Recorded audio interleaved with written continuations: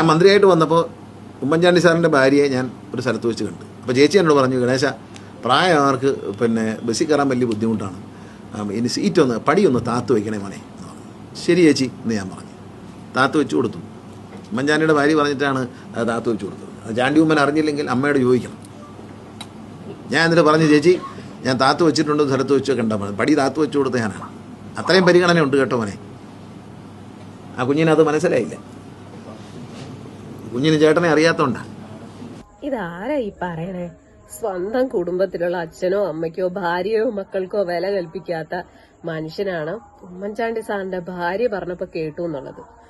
കഷ്ടം തന്നെ. യേശുവിന്റെ അച്ഛൻ ഈ മകനെ കുറിച്ച് പറഞ്ഞത് കേൾക്കണ്ടേ? അതോടെ ഒന്ന് കേട്ടോളൂ. ഇങ്ങനെ ഒരു മകൻ മരിക്കുമ്പോ പോലും എന്നെ കാണാൻ വരണം എന്നെനിക്ക് ആഗ്രഹമില്ല.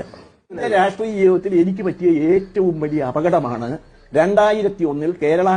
എന്റെ പ്രസ് കോൺഫറൻസിൽ പറഞ്ഞല്ലോ, അതെല്ലാം പത്രത്തിൽ വന്നല്ലോ, പുതിയ കാര്യമല്ലോ. 2001 ബഹുമാന്യനായ ഗണേഷ് കുമാറിനെ, അങ്ങനെ വേണമല്ലോ അദ്ദേഹത്തെ വിളിക്കാൻ, ബഹുമാന്യനായ ഗണേഷ് കുമാറിനെ രാഷ്ട്രീയത്തിൽ കൊണ്ടുവന്നത് ഞാൻ ചെയ്ത ഏറ്റവും വലിയ തെറ്റാണെന്ന് എനിക്ക് ബോധ്യമായി. ഞങ്ങളുടെ സംസ്ഥാന കമ്മിറ്റിയുടെ ഉന്നതാധികാര സമിതി കഴിഞ്ഞപ്പോൾ ഞാൻ പറഞ്ഞു, മകനോടുള്ള കടമ എന്റെ അച്ഛനും അമ്മയും തന്ന സ്വത്ത് കുറെ കൊടുത്തപ്പോൾ ഉണ്ടായിരുന്നു, അത് കുറെ കൊടുത്തിട്ടുണ്ട്. ഇല്ലെന്ന് പറഞ്ഞാൽ ഏതൊക്കെയാണെന്ന് ഞാൻ ചൂണ്ടിക്കാണിച്ചു കൊടുക്കാം. കൂടുതൽ സ്വത്ത് കൊടുക്കാഞ്ഞ എന്താണ് എന്ന് ആരെങ്കിലും ചോദിച്ചാൽ അതിനുള്ള മറുപടി എന്റെ കയ്യിലുണ്ട്. അതോടുകൂടി മന്ത്രിസ്ഥാനം ഒഴിയേണ്ടി വരും.